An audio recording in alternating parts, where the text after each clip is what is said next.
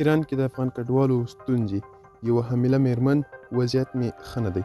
سلام، ستړي مه شئ، وخت مو بخیر، پام وکړئ، د نوې تازه ویم خبر ته.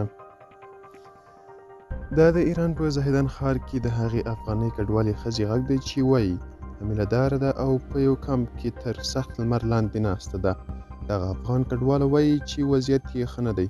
د اوبو، خوراکي توکو او روغتیایي خدمتونو ته لاسرسی پرته دی او کورنۍ یې یوه اونۍ په دې کمپ کې تېره کړې چې بیرته افغانستان ته راشي، خو د دې په وینا داسې ونه شول.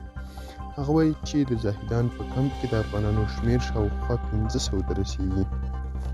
دغه میرمن چې نه غواړي د موضوع د حساسیت له امله یې نوم په راپور کې واخیستل شي، وایي چې په افغانستان کې د طالبانو له بیا ځلې واکمنېدو وروسته دوی کډوالۍ ته اړ شوي دي او د 2 کلونو په تېرېدو دا چې دوی قانوني اسناد نه لري او خاوند یې هم د پولیسو له لوري ځورول کېږي، د افغانستان ته د بیرته ستنېدو پرېکړه یې کړې.